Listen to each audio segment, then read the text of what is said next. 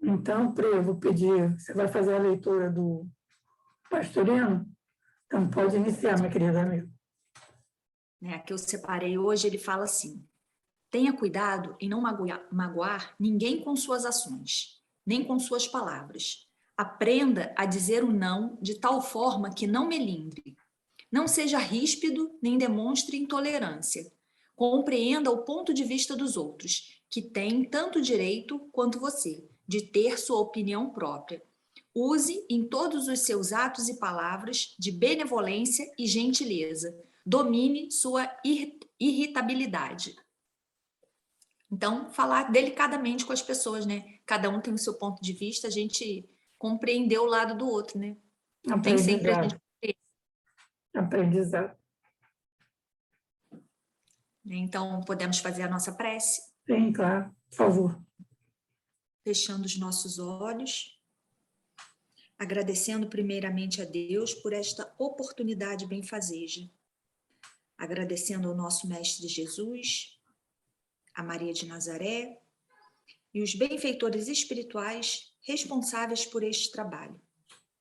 Que eles possam nos auxiliar, que eles possam nos intuir e que eles possam estar conosco a cada instante de nossas vidas. Pedimos, Senhor, também por cada irmão que esteja necessitado neste planeta. E sabemos que todos que aqui estamos somos necessitados. Que uma fagulha do teu amor chegue aos corações, que possamos sentir a tua presença em cada instante, principalmente naqueles mais difíceis, Senhor Jesus. E também vamos pedir aos médicos espirituais que coloquem o lenitivo necessário, tanto orgânico quanto espiritual, nas nossas águas, para que elas possam ter o fluido necessário para os nossos organismos. E assim, vamos pedir a permissão para iniciarmos mais um evangelho abençoado da semana. Que assim seja, graças a Deus. Graças a Deus, obrigado. Pode iniciar, Pri. Hoje foi Marcos 4, do 13 ao 19. Mas eu vou ler um pedacinho, porque o que eu peguei fala até o 20, tá, Cris? É só mais um pedacinho. O meu também, mas eu fiquei no 19, mas pode ir, vai. Ele começa assim: então Jesus perguntou: se vocês não entendem essa parábola, como vão entender as outras? E continuou: o semeador semeia a mensagem de Deus. Algumas pessoas que a ouvem são como as sementes que caíram na beira do caminho. Logo que ouvem, Satanás vem e tira a mensagem que foi semeada no coração delas. Outras pessoas são como as sementes que foram semeadas onde havia muitas pedras. Quando ouvem a mensagem, elas a aceitam logo, com alegria. Mas depois de pouco tempo, essas pessoas abandonam a mensagem porque ela não criou raízes. E quando, por causa da mensagem, chegam os sofrimentos e as perseguições, elas logo abandonam a sua fé. Ainda outras são parecidas com as sementes que foram semeadas no meio dos espinhos. Elas ouvem a mensagem, mas quando aparecem as preocupações deste mundo, a ilusão das riquezas e outras ambições, estas coisas sufocam a mensagem e ela não produz frutos.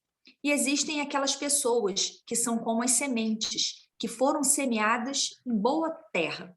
Elas ouvem e aceitam a mensagem e produzem uma grande colheita, umas 30, outras 60, e ainda outras 100 vezes mais do que foi semeado. Então, a parábola do semeador, aí o que eu fiz? Eu cacei lá no Evangelho segundo o Espiritismo, no capítulo 17, de Sedes Perfeitos. Aí eu vou ler uma partezinha aqui, mas eu vou complementar também com 2 ideias de Emmanuel, tá? Aí, assim, no Evangelho segundo o Espiritismo está assim: a parábola da semente representa perfeitamente as diversas maneiras pelas quais podemos aproveitar os ensinamentos do Evangelho. Quantas pessoas há, na verdade, para as quais elas não passam de letra morta, que a semelhança das sementes caídas nas pedras não produzem nenhum fruto. Outra aplicação, não menos justa, é a que se pode fazer às diferentes categorias de espíritas. não nos oferece o símbolo dos que se apegam apenas aos fenômenos materiais, não tirando dos mesmos nenhuma consequência? Pois que neles só vem um objeto de curiosidade. Então, ele diz que esses primeiros são os curiosos. Aí depois ele fala, dos que só procuram o brilho das comunicações espíritas, interessando-se apenas enquanto satisfazem as imaginações, mas que, após ouvi-las, continuam frios e indiferentes como antes. Dos que acham muito bons os conselhos e os admiram, mas para aplicá-los aos outros e não a si mesmo. Dos que, finalmente, para os quais essas instruções são como as sementes que caíram na boa terra e produzem frutos. Então, ele dá essas categorias, né? E o Emmanuel, eu achei 2 passagens dele. Uma é do livro Vinha de Luz, é a número 180, e o título é Depois. Mas eu não anotei tudo, não. Só anotei umas partezinhas para não poder... Não tinha muito tempo, né?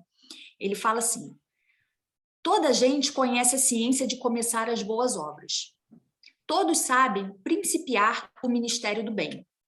Poucos prosseguem na lide salvadora. Raríssimos terminam a tarefa edificante.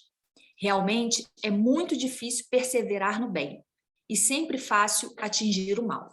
Esse foi o primeiro. O segundo é do livro Pão Nosso. O título é Nas Estradas. E ele fala assim, Jesus é o nosso caminho permanente para o divino amor. Junto dele estão todos os espíritos da boa vontade. Quase sempre a centelha divina aparece nos acontecimentos vulgares de cada dia, num livro, em alguma atividade no trabalho, nas observações caridosas de um amigo. Aí ele fala mais um pouquinho. O verbo humano pode falhar, mas a palavra do Senhor é imperecível.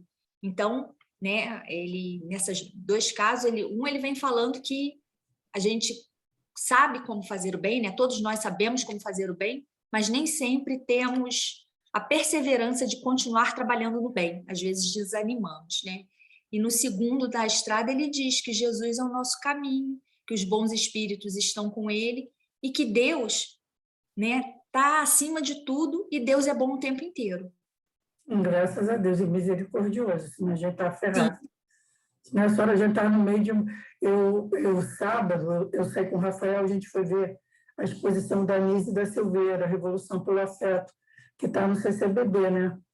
Uhum. Aí a gente está conversando sobre essa distopia que a gente está vivendo, né? De pandemia e tudo mais. Mas aí lá pela estante, a gente estava até no metrô, porque a gente tentou achar um lugar para lanchar, mas não estava conseguindo, a gente decidiu pegar o metrô e ir para o Largo do Machado, que tem uma rotisseria que a gente gosta lá.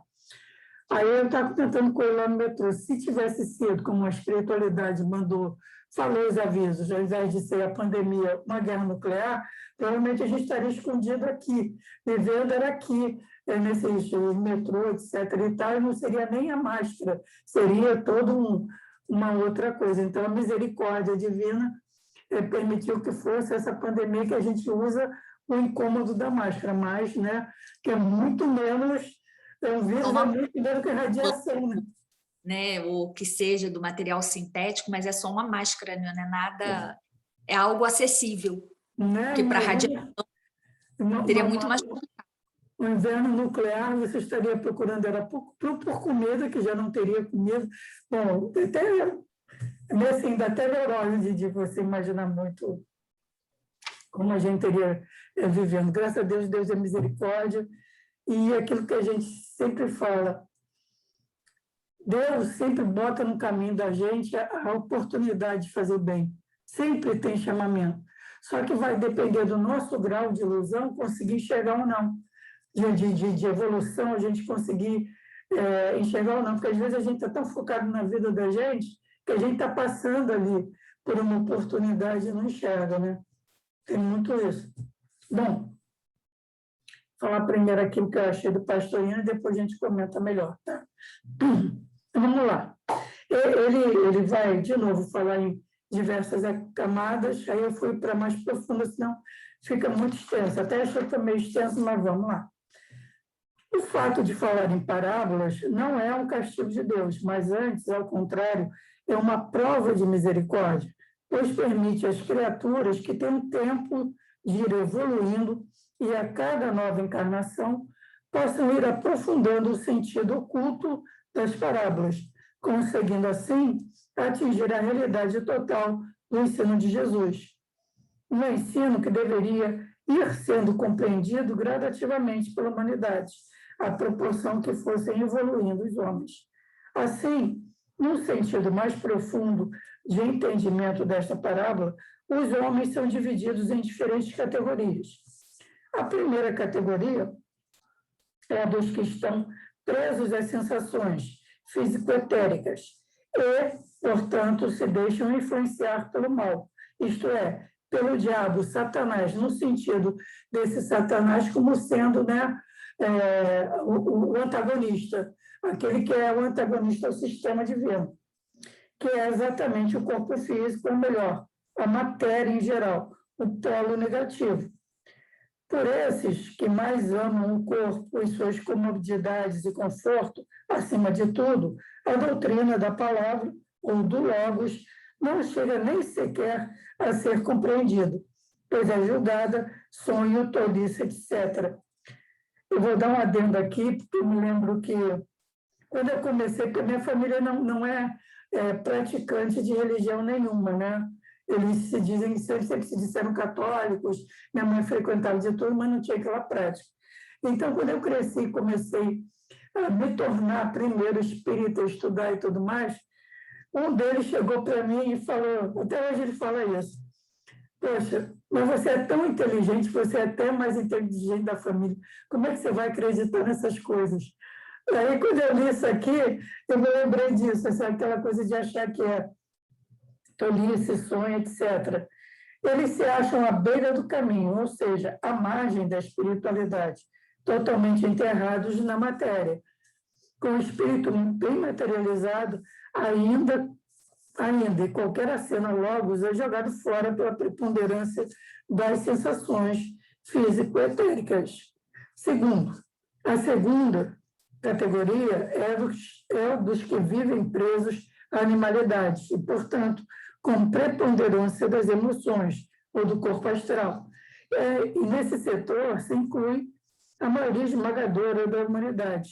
Deixam-se levar pelo gosto e desgosto, pelo prazer e desprazer, pela simpatia e antipatia, pelo amor e pelo ódio, pela alegria e pela dor. Encontrando a vida eriçada de pedras e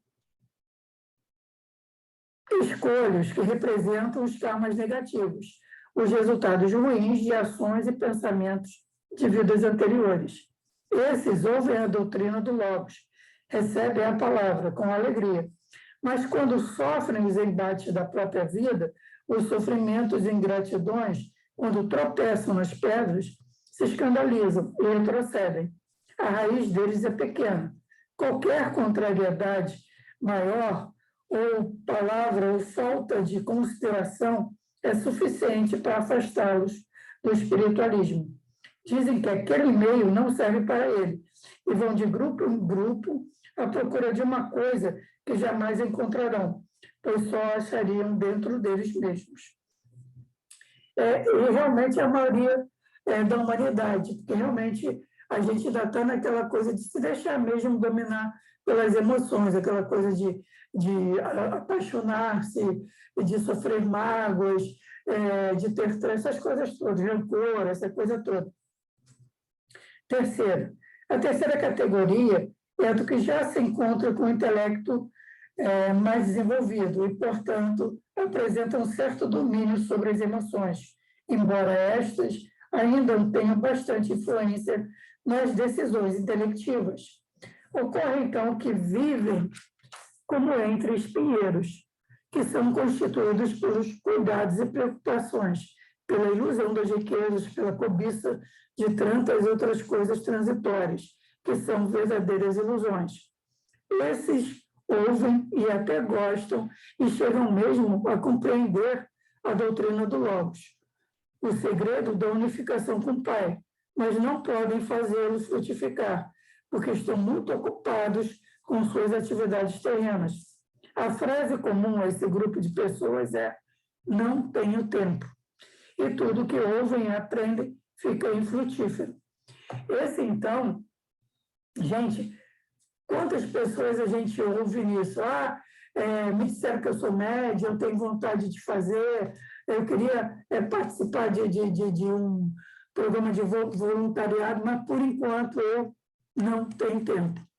A gente também se inclui nessa categoria, até pouco tempo atrás, de não ter tempo, de andar muito preocupado com as nossas coisas do dia a dia mesmo, de construir a carreira, né? De criar uma estabilidade, para depois criar esse tempo. Aí, aqui, a partir do quarto, ele já vai falar dessa outra categoria de quem recebeu a palavra e começa a frutificar. Então, eu vou fazer um mega resumo, porque eu não peguei, eu só peguei até o 19 mesmo. Que ele fala que no quarto já estamos os iniciados na senda, aqueles que já reconhecem a necessidade de viver em comunhão com a espiritualidade através da oração e da meditação. A quinta categoria já seria aqueles que já se aprofundaram no espiritualismo e já conseguiram penetrar certos mistérios e segredos do reino. Obtiveram um mergulho na consciência cósmica, mas só por alguns minutos. São aqueles que já praticam exercícios de meditação e tudo mais, que seriam os místicos. E o sexto é aqueles que já conseguiram a unificação com essa consciência cósmica. Seriam os avatares, como o próprio Jesus Cristo, o Buda, etc. e tal. Então, esses eu passei assim, fiz um mega resumo, porque ali na parábola está falando mais desses, que são as sementes que caem em lugares mais atribulados e não conseguem frutificar, porque é o que está no nosso nível de evolução espiritual, né, Pri? No nosso nível, a gente tem todas essas categorias, desde aquele mais materializado para quem coisas da espiritualidade são tolices, né? São grandes tolices, até aqueles que já até percebem que há essa necessidade, mas acham bacana e tudo mais, mas para os outros, para si próprio, ainda não. Porque a gente vai voltar sempre, a gente sempre volta para a mesma coisa, que é a luta da matéria, que aqui o pastorino gosta de chamar do inimigo, do antagonista, do Satanás. Porque é aquela coisa que quando a gente encarna e tem esse apagamento, esse véu da carne, esse chamamento para a espiritualidade, ele está profundo na gente. E muitas vezes a gente não se conecta mais com aquilo. Esses chamamentos externos, essa coisa da procura da carreira, do conforto material e das ilusões mesmo, das ilusões que até a mídia nos vende, essa ilusão da amorosa do eu quero ser feliz, eu quero construir minha família feliz e tudo mais, viver um grande amor, essas coisas, são chamamentos que fazem com que a gente não consiga mais acessar o chamamento primordial. Para que a gente reencarnou? A gente reencarna para uma evolução espiritual. E a matéria tem que servir, essa vida material deveria ser só o veículo para essa nossa evolução, e não o fim em si. E a gente acaba transformando a vida material num fim em si. E a vida espiritual ser só um a mais. Olha, absurda, a vida espiritual acaba virando um a mais. Quando a minha vida material estiver organizada, aí eu vou tentar cuidar da minha vida espiritual. É uma inversão de valores.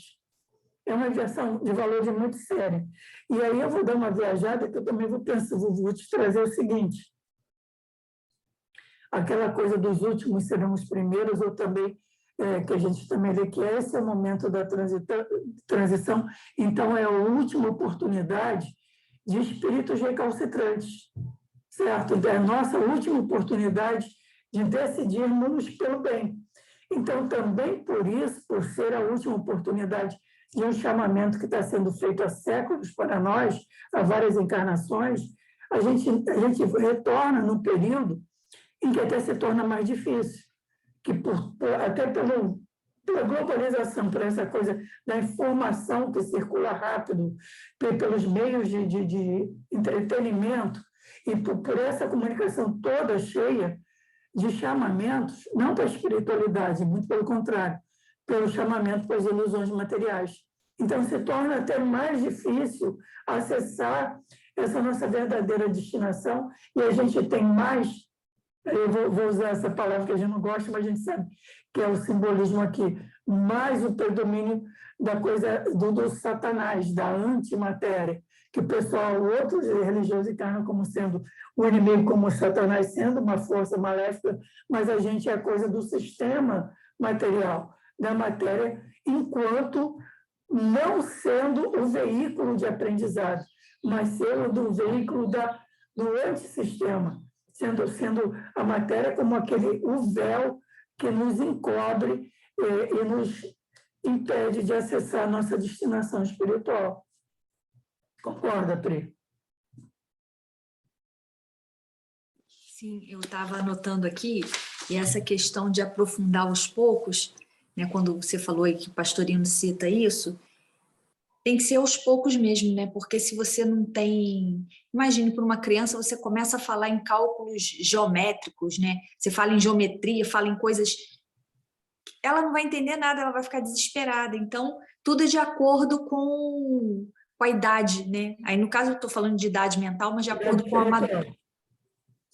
né? De acordo com o amadurecimento, as informações vão chegando, né? E vai aprofundando aos poucos, porque também tem aquela história, né? Se você está numa escuridão e vem aquela luz muito forte, você a princípio fica cego, né? Tem que ser aos poucos, você vai acendendo aos poucos para poder enxergar e poder caminhar à frente. E aquela coisa da parábola, que eu acho que até a gente já estudou isso aqui, que a parábola tem vários níveis, né? Ela tem um nível só moral, né? E depois ela vai se aprofundando até chegar num nível mais profundo que a gente imagina, que a gente não tem ideia do que seja ainda, né? Tem que chegar. Então, chegou. Quantas vezes Pastorino, que eu considero como um iluminado, né? Alguém que está bem adiantado em relação a gente, ele traz aqui umas novidades. Você mesmo, às vezes você fala, você numerologia, o que Pastorino vai falar a respeito? Porque ele já consegue linkar nesse sentido mais profundo.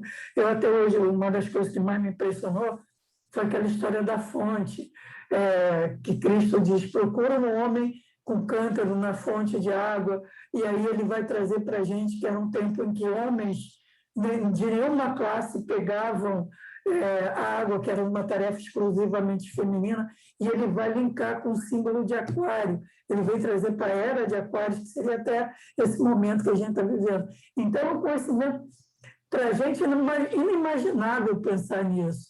Ele, às vezes, vai lá do olho de Vishnu, de Krishna, e a gente também nem passa pela cabeça da gente linkar o evangelho lá com o orientalismo, mas que ele, como teólogo, estudioso, conseguiu linkar. Então, são conhecimentos mais profundos, que a gente também já falou isso, só com outros estudos, com outros conhecimentos, quer dizer, um espírito mais erudito, que consegue, isso através do intelecto, perceber níveis mais profundos. E eu acho que mais tarde, além do intelecto, mais com a coisa da revelação mesmo, com a coisa intuitiva, que aí vai mais para a coisa espiritual, também da percepção desse evangelho, que é cheio de camadas. Mas ele vai atingir a todos. Porque até aquele que tem um menor entendimento vai ser atingido pela coisa moral, né? Pelo ensinamento moral. Que, antes de mais nada, a princípio é isso.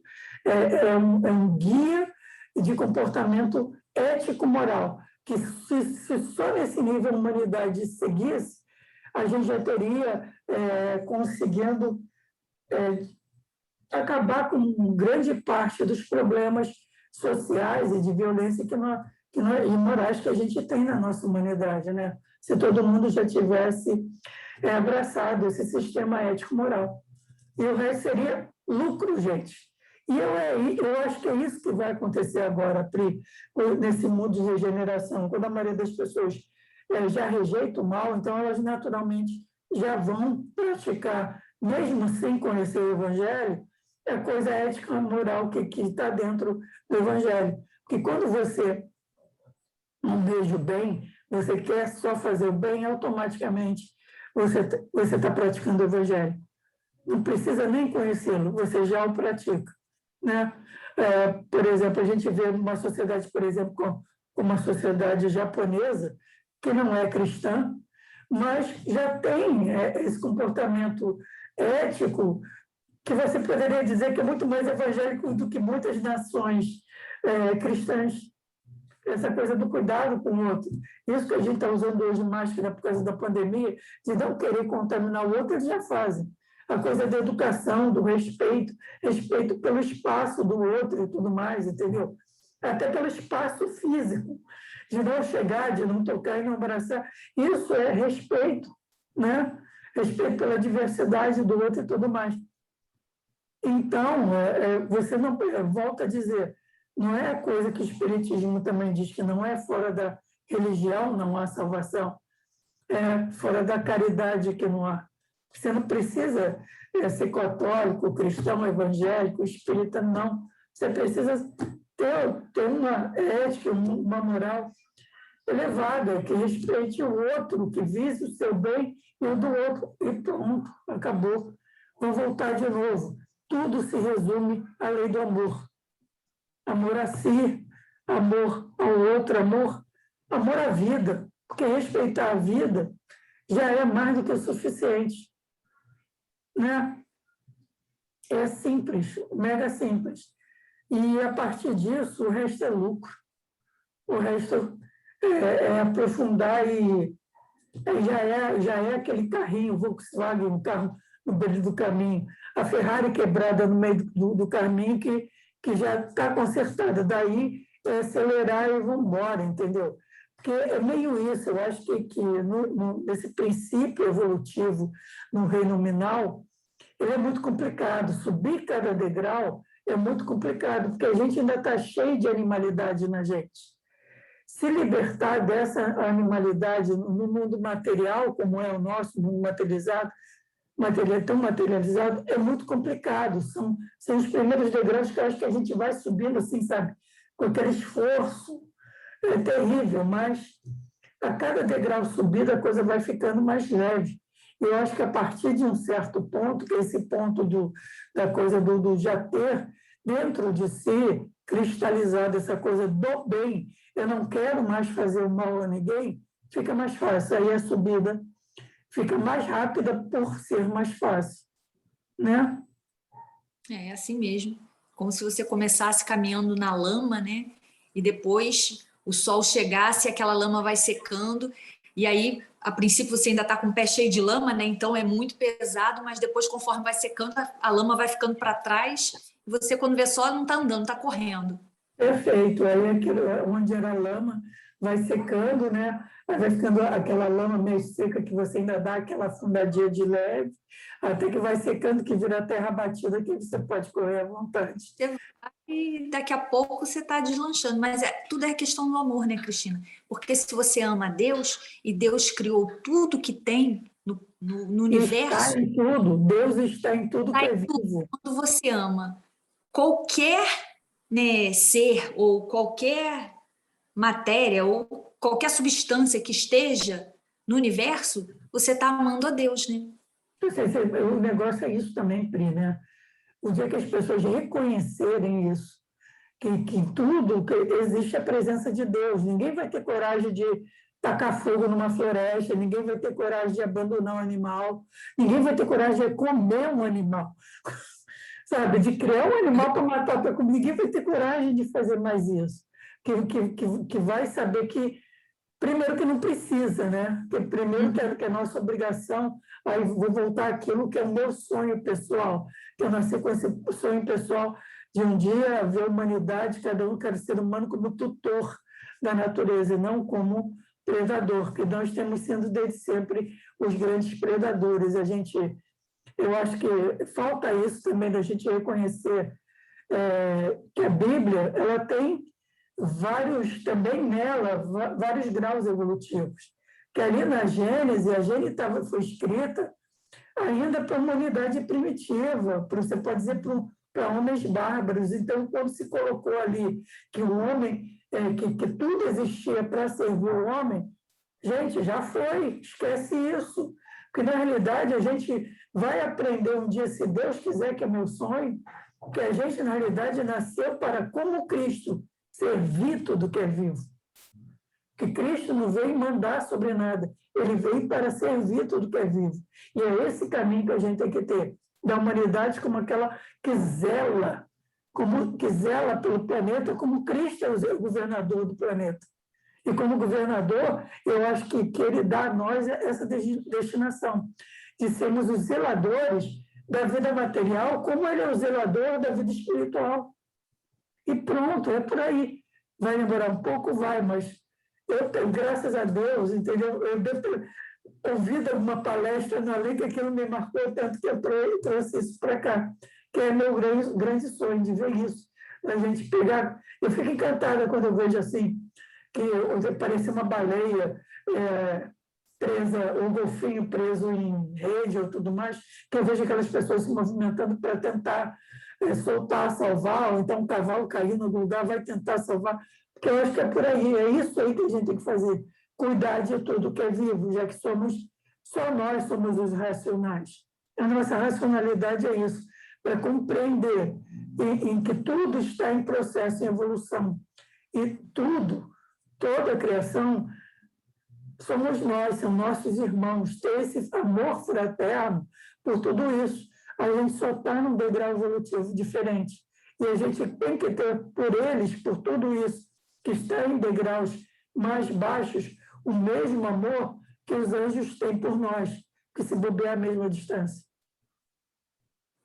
Então, esse amor que a gente para e reza, santo anjo do Senhor, meu zeloso guardador, que a gente reza para o nosso anjo da guarda, a gente tem que começar a pensar que a gente tem que ter esse cuidado também por tudo que é vivo, né? Não só os nossos filhos, os nossos pets, mas por tudo que é vivo ao nosso redor. Utilizar o verbo cuidar, né? E lembrar que nós fazemos parte da natureza, né? A natureza sobrevive sem nós. E nós temos que cuidar dela, né? Porque senão não tem lá fora, né? É tudo aqui. E essa coisa de destruir a natureza é um antissistema. É sermos Satanás, que nós somos o antissistema. Quando a gente faz a coisa contrária à nossa destinação. Então, também por isso, né, Pri, esse momento de transição tão sério, que é a mudança de rota. Por aqui não dá, por aqui não funciona, por aqui você tem aí a Europa com chuvas terríveis, a Índia com a pior das monções, os polos com as temperaturas mais elevadas. Por aqui, a humanidade é inviável. Por aqui, vocês morrem.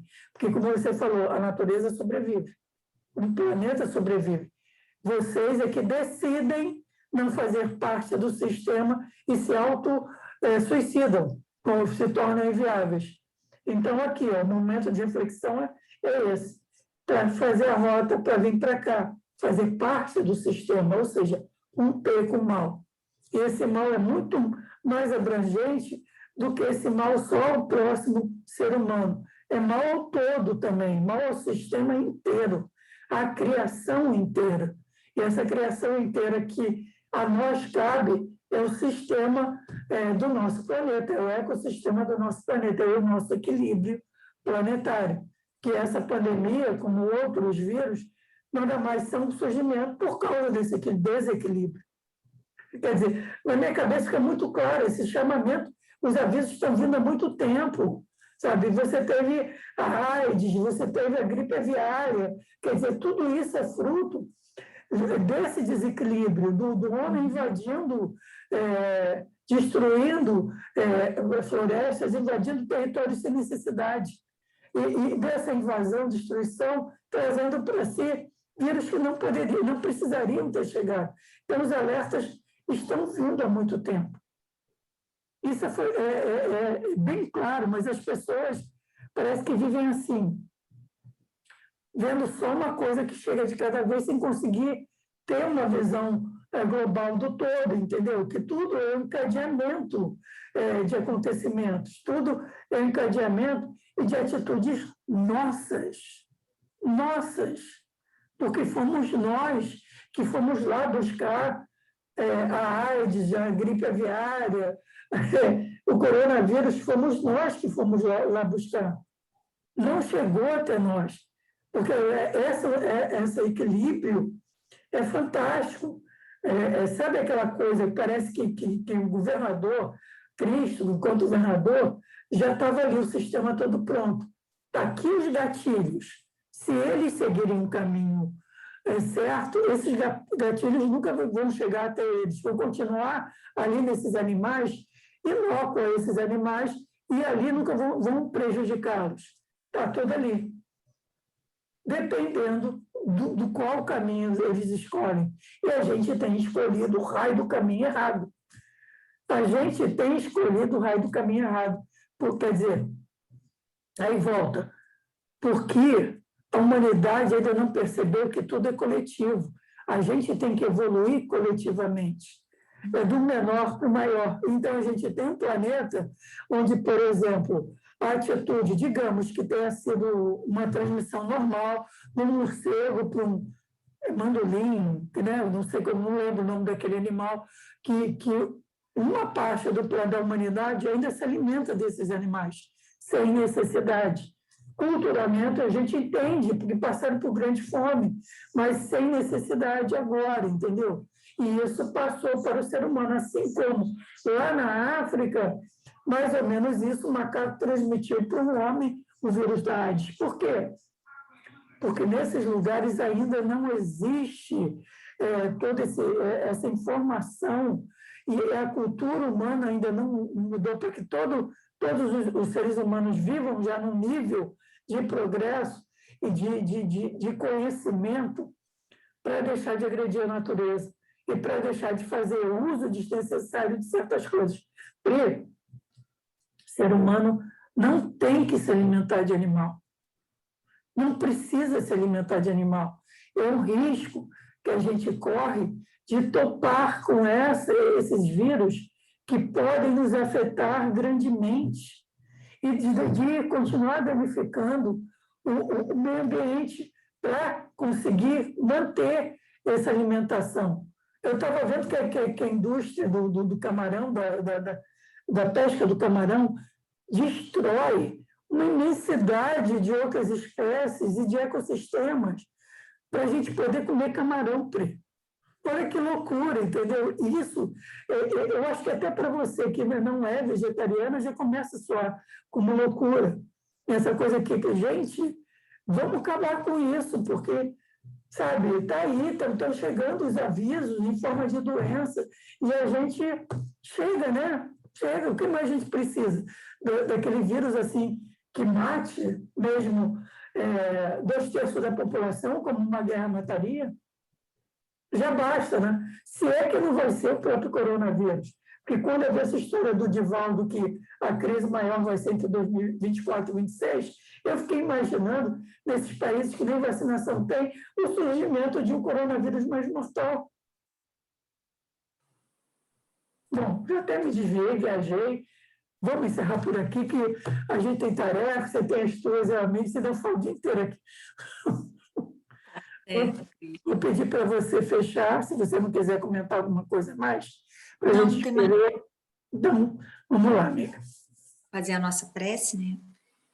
Fechar os nossos olhos, agradecer essa oportunidade benfazeja, agradecer aos espíritos protetores e pedir, Senhor, que o Senhor continue auxiliando, amparando e cuidando de cada um de nós, Senhor.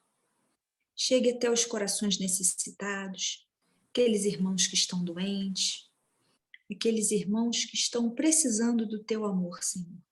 Que eles possam sentir a tua presença junto deles em cada instante de sua vida. E assim, Senhor, vamos pedir a permissão para finalizarmos mais um evangelho abençoado da semana. Que assim seja, graças a Deus. Graças a Deus, né?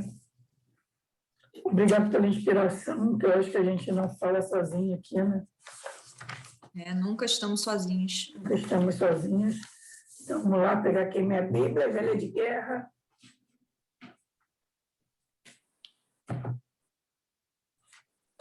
Vamos selecionar o de hoje. Tarará.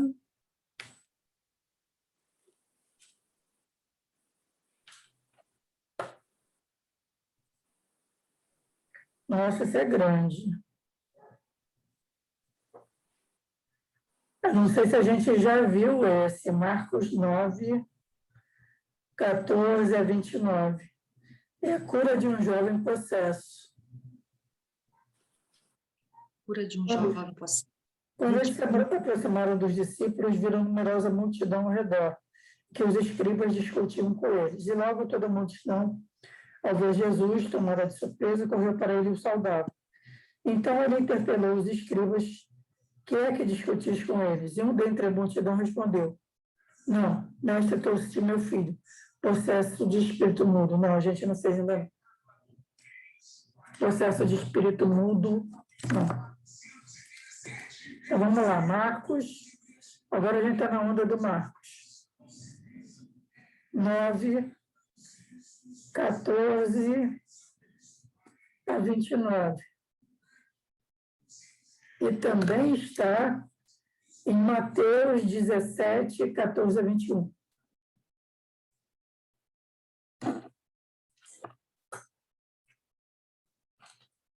Então.